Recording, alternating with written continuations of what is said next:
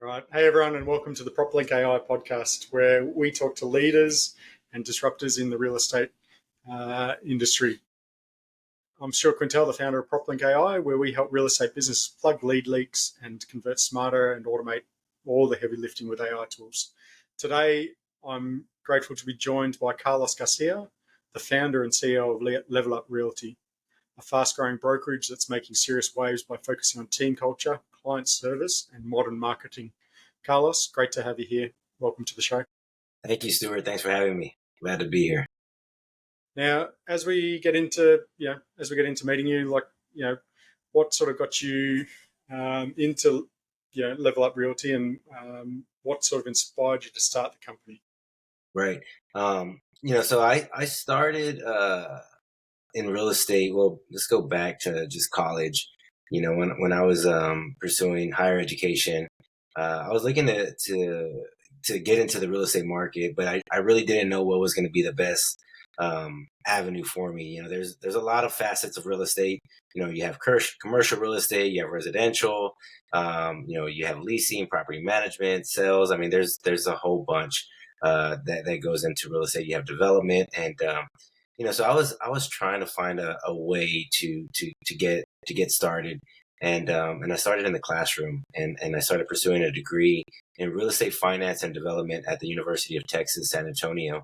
And on that journey, I learned a lot about commercial real estate development, and a lot of cool things that can be done in real estate from building from the ground up.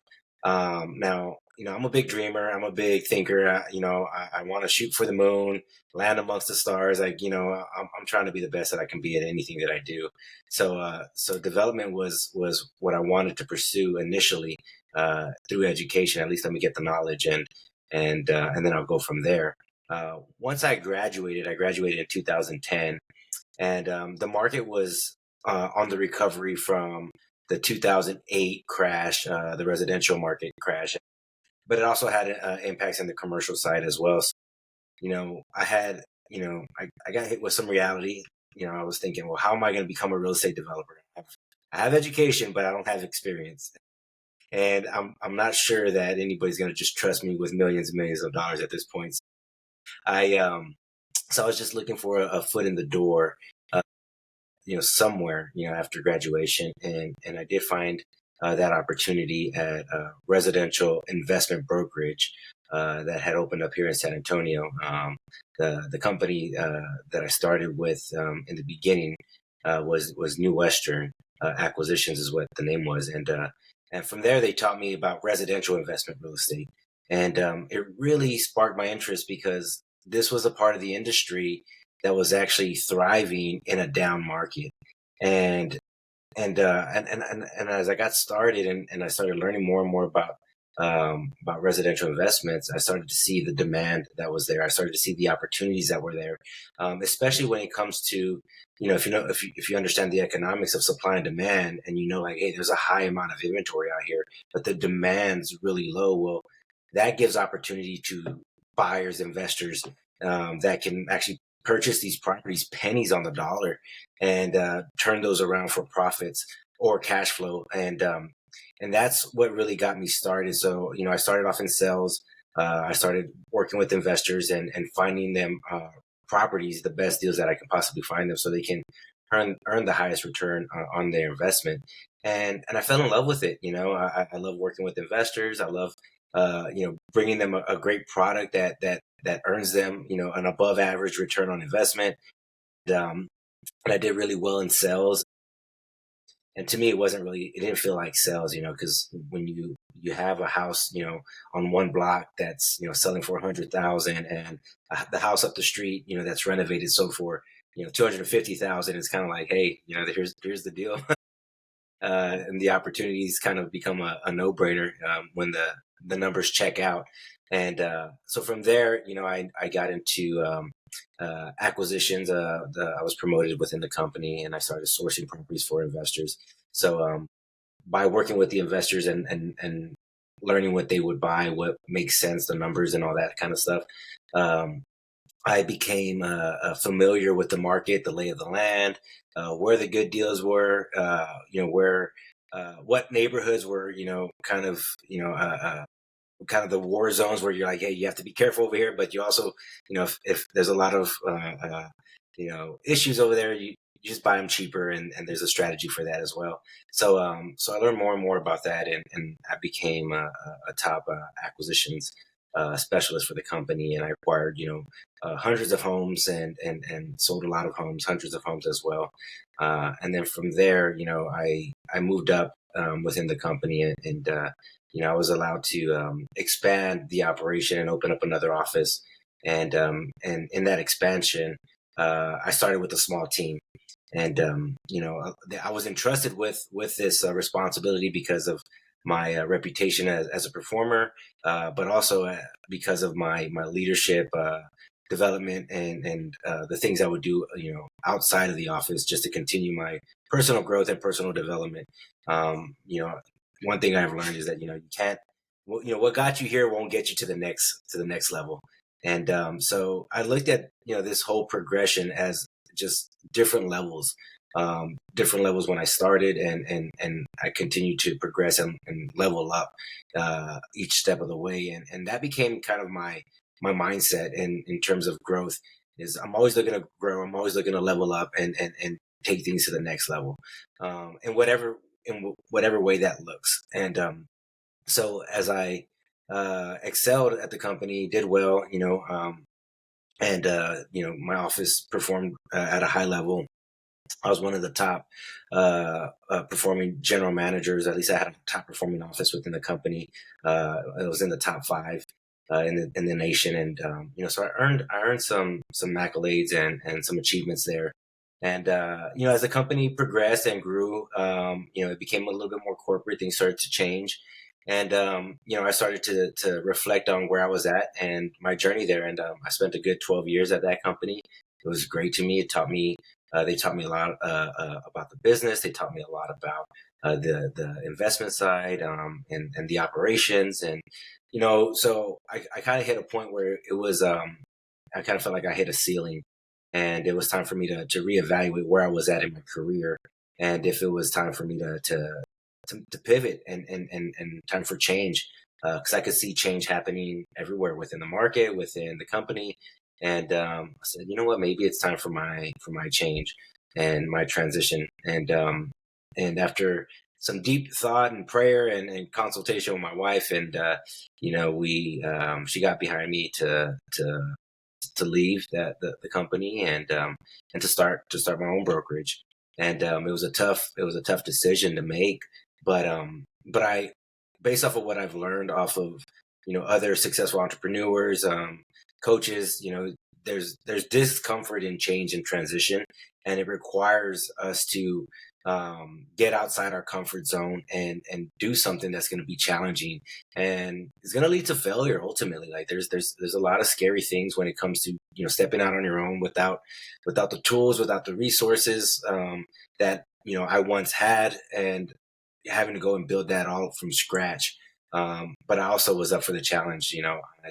I like I like adversity for some reason. It's weird. I just think that it's gonna that something good's gonna come out of it, no matter what, whether I fail or succeed. It's just like, as long as I go through the process, that eventually, as long as I don't quit, I'll see success in one way or another.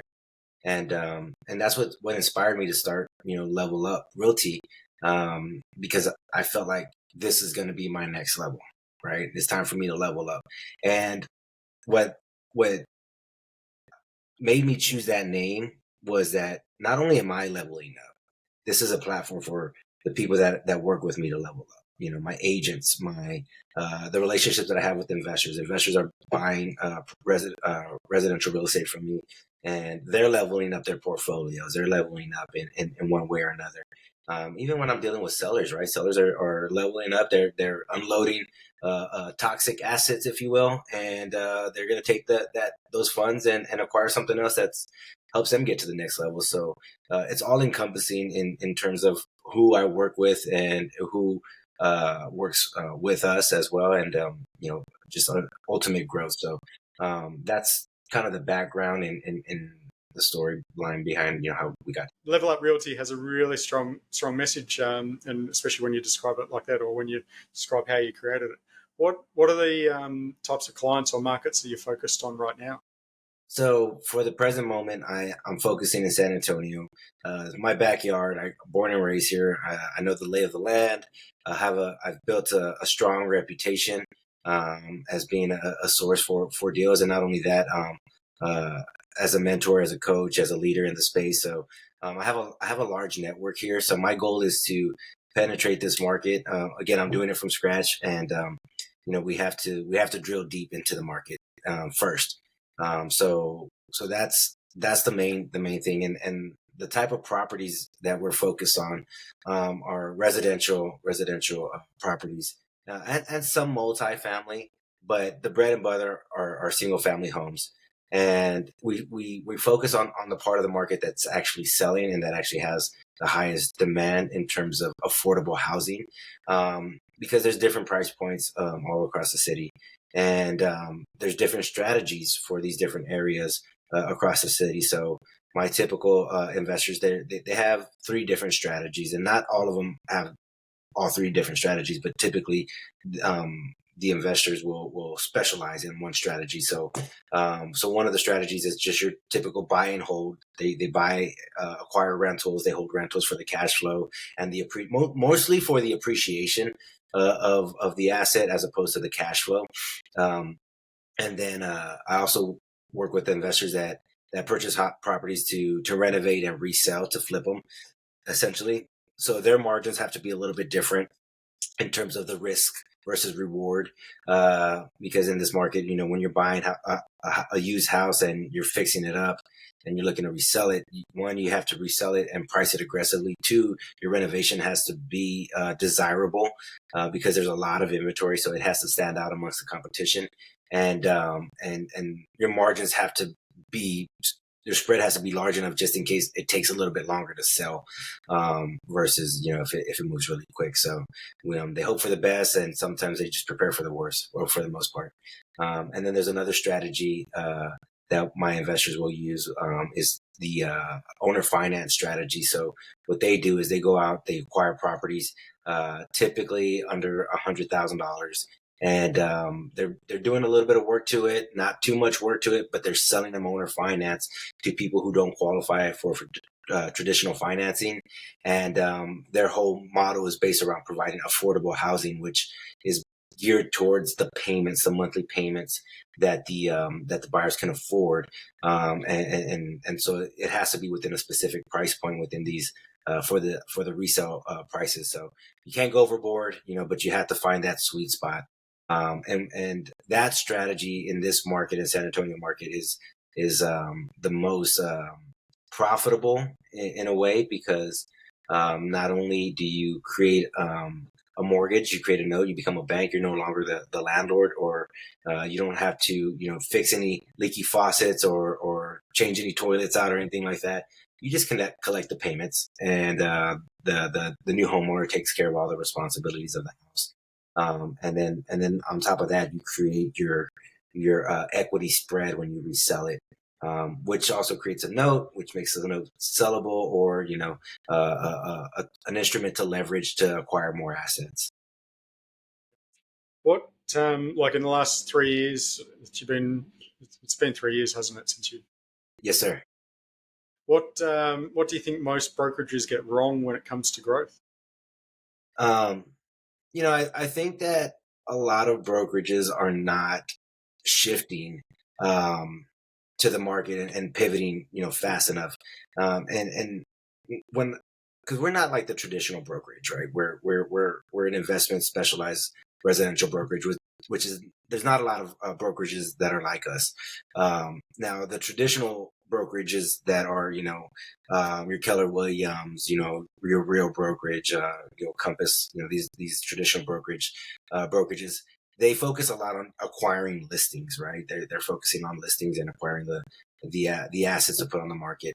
And they market the properties to try to get them sold, but the inventory is just, they're bringing more inventory to the market than what's being sold. So they're not pivoting fast enough to start to shift to find the buyers who are able to buy and try to bring that demand towards the buyer side versus increasing supply on the inventory side. It's just what they do. They've just been taught to, and trained, like, get more listings, put them on the market.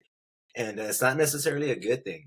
I mean, it works to have something on the market that you can sell, but you need to have a sales funnel. You need to be able to move them.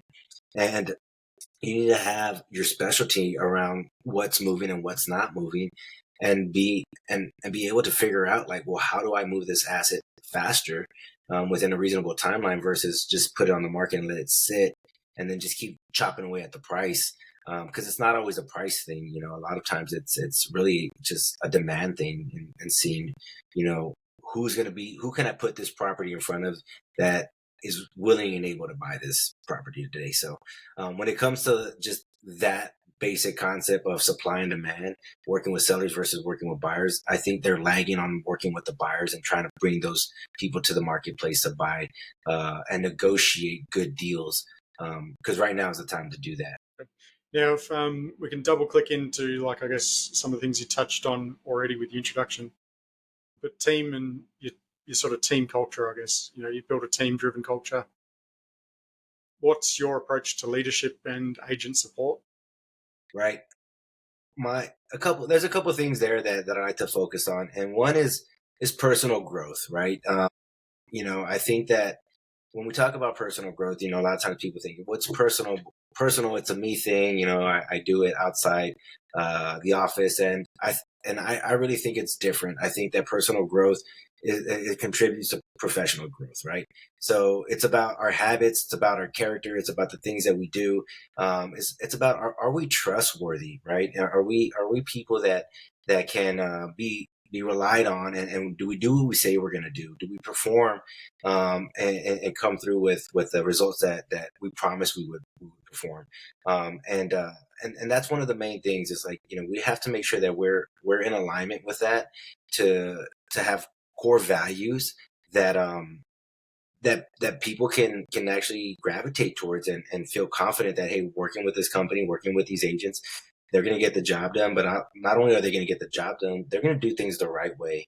I think integrity is a big part of it, and making sure that we're not cutting corners, we're not trying to find the easy way out. It's about doing the right things, and taking care of the issues when they come up, and when things get hard, and finding solutions, as opposed to losing your cool and getting upset and all frazzled. So I really pride myself and not only, one, leading by example, but two, creating a culture where we're constantly working on ourselves, as well as our business.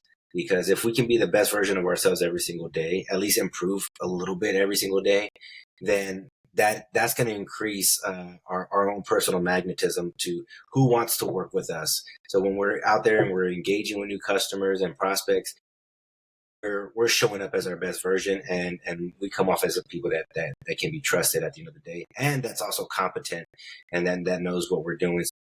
There's two sides of it. The other side of it is the professional development.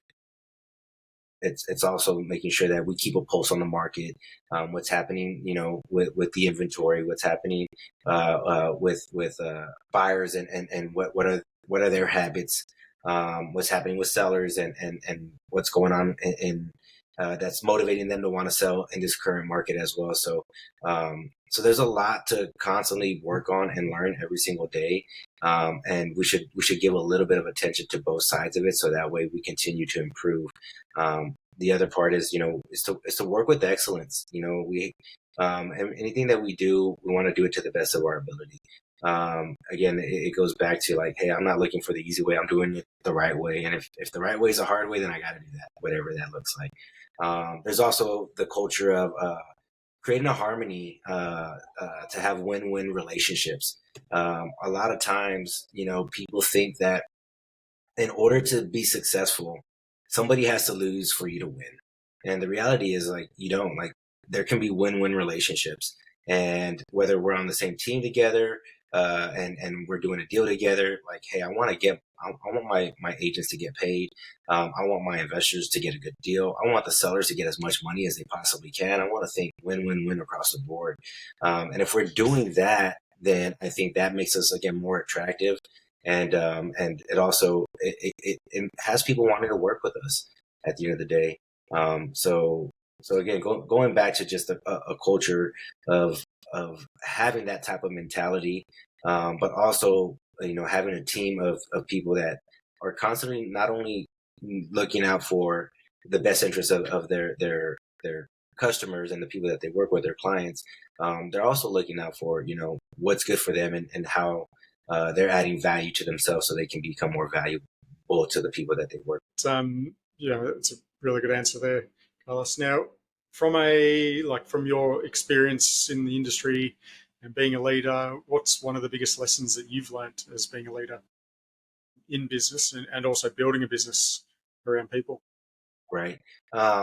Well, the thing about it is that it's more about the people than it is about me, right? It's like, you know, when you step into on the leadership path, you're saying I'm here to look out for my team and what's good for them. So it's a selfless position that you have to embody.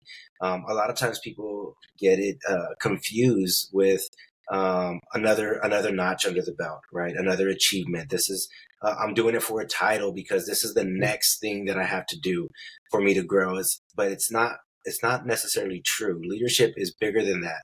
Leadership is something that requires for you to put yourself second, and put your people first. And you know how that saying goes, right? Leaders eat last, right? Like, you got to sacrifice your own whatever it is that you want for the benefit of your team. And when your team is doing well, then you'll receive your reward. So having that kind of mindset is not easy for a lot of people, especially when we've been taught, like, we got to look out for ourselves. We got to make sure I take care of mine first, which is important. You have to take care of your family. You have to take care of your responsibilities. But what makes it even more important is that you're teaching and you're training your people to perform at a high level, so that way your family can eat, that way you can eat, that way you can be rewarded. So it makes it even more important to take care of your people, so that they in return naturally take care of you in terms of your business performance and as it grows. Because by putting other people first, not only are you being selfless, but you're looking out for the best interests of other people, which is also going to be beneficial to their families, their needs, and stuff like that. So I think for myself, I want to have a winning team. I want my agents to love where they're working. I don't want it to feel like work. I want them to come in and say, hey, I love this place. I love working with Carlos. He looks out for me. He helps me out. And I'm not saying, we give people, like, so they miss the opportunity of what it feels like to work. No, we teach them how to fish, right? We teach them how to fish, and we teach them how to fish at a high level. And when they learn that, now they go and perform at a high level, and then their job is to build more leaders. So I create this culture to create leaders, but also so my leaders can create more leaders, and that's really the mindset behind leadership and growth. Because I think there's just there's a short list of great leaders out there, and I think there's a high demand for great leaders. So I want to contribute to that through my organization by building some very successful leaders. Fantastic. I love some of the analogies that you're giving there, and also some of the explanations. Definitely resonates with a lot of people I speak with. Now, taking the fishing analogy a bit further, so let's sort of dive into the tackle box, I guess. What does the fishing rods look like for your team? Like, what's helping you manage lead flow, or automate follow-ups, or measure performance? Right. So like anything in business, you need your tools, you need your resources. And for me, it's having a reliable CRM is the first step. So I use Follow Up Boss is a CRM that I use, and there's just a lot of tools out there, and there's so many to pick from, and you have to really be mindful, because you can end up in a bunch of subscriptions that you may not need. But I like to experiment. So I found Follow Boss as a good CRM for me. It has a dialer built into it, and the dialer it logs the calls, so it has AI technology logged into it to where it transcribes the phone call. It gives you a summary. It gives you some highlights. It also transcribes the audio. And then it gives you some follow-up suggestions as well. Like, hey, here are some follow-up steps. Call the client, 2 days. You mentioned this. So I love that part of the CRM where it helps, take all the information from a conversation that you might typically miss, and you have a reference point to go back to. And then you can schedule your task and your follow-ups and all that good stuff. There's other tools that are in the CRM as well. They have action plans that helps you create automations for nurturing leads and following up with leads, especially with the cold ones or the people that are non-responsive. So that's another tool that's in there. I also had this other integration called Shiloh. And Shiloh, what that does, it's a AI technology, and whenever the calls come through, it actually rates the agent's call from a scale of 1 star to 5 stars, and then it also gives you suggestions of where you could improve versus what were the highlights in the conversation. So it's almost like a coaching tool for calls that I really liked as well. So that was another tool that was integrated into the system.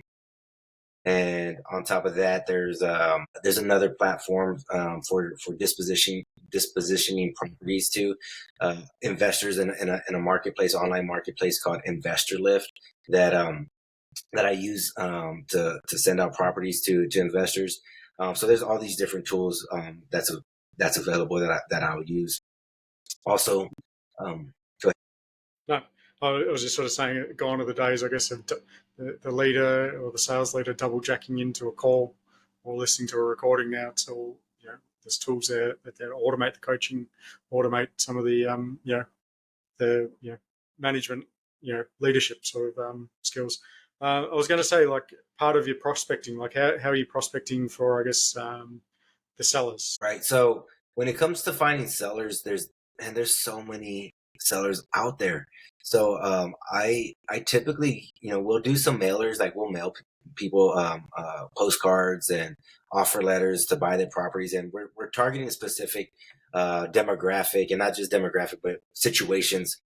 It's more like, is this a pre-foreclosure? Is this, an estate sale, inherited properties? We're looking for the motivated sellers. So we'll send a bunch of letters out. That's one way to find sellers. But the other way is that they're already out there. They're on the MLS. They have all these listings out here that are dated or they need work, and that's the inventory to choose from. So I make offers on all those properties. So my whole main focus on um, acquiring business is not to acquire the listing, but to acquire the property at a good price where it's discounted, that I know my investor is going to find value in this property and they're going to want to buy it. So we're doing the pre-negotiating. So it's a little bit different in that regard. So we're not trying to find the listings. We're trying to get the sellers that want to sell under contract, but to sell us their property at a discount. And as long as we make a lot of offers, then we find them. So it'll be through other agents as well. There's these wholesalers out here that are out there sourcing properties. They're doing mailers as well. I'm able to leverage those relationships with the individuals that I know that do it consistently, and they bring me inventory as well. So I have a large network of people that I get to work with, and that bring me inventory consistently. So that helps big time, because I don't really have to do much. There's so many opportunities out there because inventory is high. Like, I don't have to do a lot of outreach in regards to continuing to market all the time, because the next problem that I'll see is that I have too much leads that I can't keep up with, and I don't want to let anything slip through the cracks because I can't because I don't have the ability to take, like, take all that inventory in. I want to be able to just take the small bites and chunks that I can manage, so I can perform. Because that's the other thing. If you get too much inventory, then it's going to create a lag on the sales process. So you have to have a healthy balance of inventory coming in and inventory going out. Looking forward, I guess, from the next 6, 12, 18 months, what's one of your growth strategies, or what's your growth strategy for the next? So right now, it's continuing to drill down in the market, right? It's production, doing more deals, as many as possible. My goal is to where we're selling 50 houses a month is what I'm shooting to accomplish.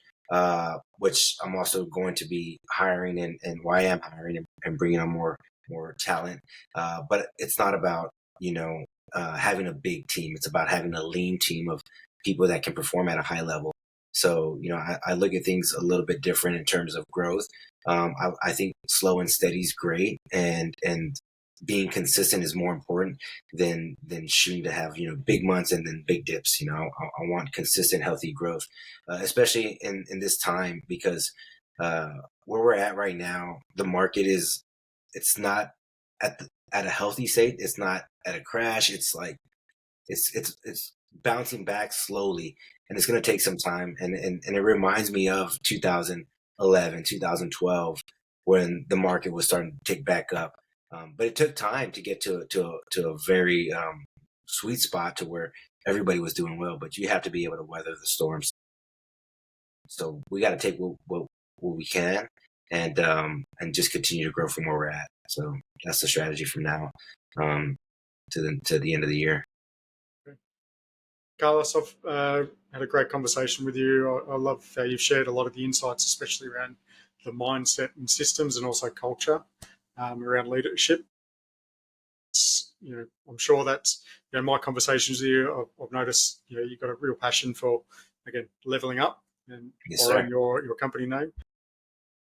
Before we wrap up this this recording, where can people find you and connect with you and connect up with Level Up Realty if they want to join you, or if they want to find out more about your business? Right. So you can visit my website at leveluprealty.biz, B-I-Z. You can find me on Instagram. It's Carlos G210. I'm on Instagram. LinkedIn, Carlos Garcia. I'm pretty easy to find. You'll see Level Up Realty on there. Those are going to be the best ways that you can find me. I also have a YouTube channel for Always Level Up, the podcast, as well. If you ever want to check out one of those shows, that's another place to check me out. But and you can email me, carlos@leveluprealty.biz. Email me directly if there's any way I can help you. Tap into the investment market here in San Antonio or across the nation. I have a large network of professionals that I work with all across the country that do exactly what I do, that can help investors find deals all over the place. So, yep, fantastic. Everyone, reach out to Carlos if you want to find out more about him. And those of you that are listening, if you're a brokerage or an agent ready to fix your back end business with AI powered systems that work while you're asleep, check out PropLinq.io. Everyone, thanks for listening, and Carlos, thanks for joining. Thanks for having me. Appreciate it, Stuart.